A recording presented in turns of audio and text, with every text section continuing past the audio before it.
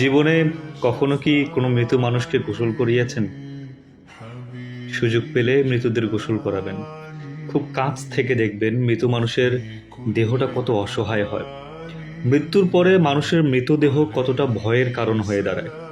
সুযোগ পেলে রাতে লাশ পাহারা দিবেন, তখন বুঝতে পারবেন মৃত্যুর পরের প্রিয় মানুষটার লাশ রাতের বেলা আপনার কাছে কত অদ্ভুত লাগে, কত ভয়ের কারণ হয়ে ওঠে, কত আতঙ্কের কারণ হয়ে যায়।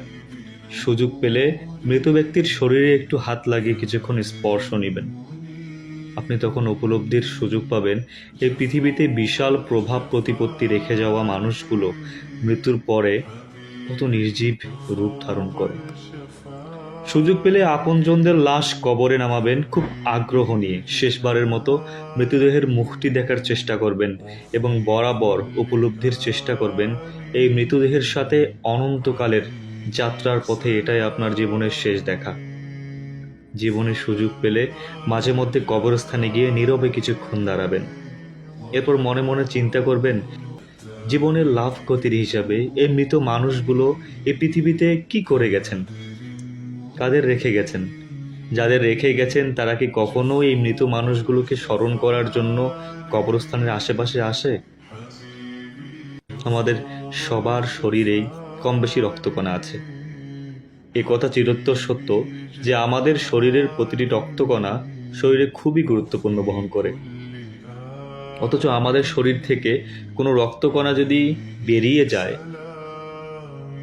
সেটির যেমন কোনো গুরুত্ব থাকে না, তদ্রূপ আমাদের দেহ থেকে প্রাণটা বেরিয়ে গেলে আমাদের শরীরেও অন্যের কাছে কোনো মূল্য থাকে না।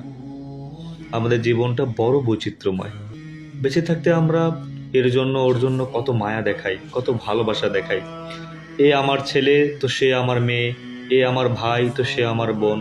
অথচ মরে গেলে এই মানুষগুলোই সবার আগে তোড়জোড় শুরু করবে কিভাবে মৃত্যুকে দাফন করানো হয় বা কিভাবে মৃত্যুকে দাফন করা যায়, কত দ্রুত মৃত্যুকে কবরস্থ করা যায় সেই চিন্তায় সবাই তটস্থ থাকে।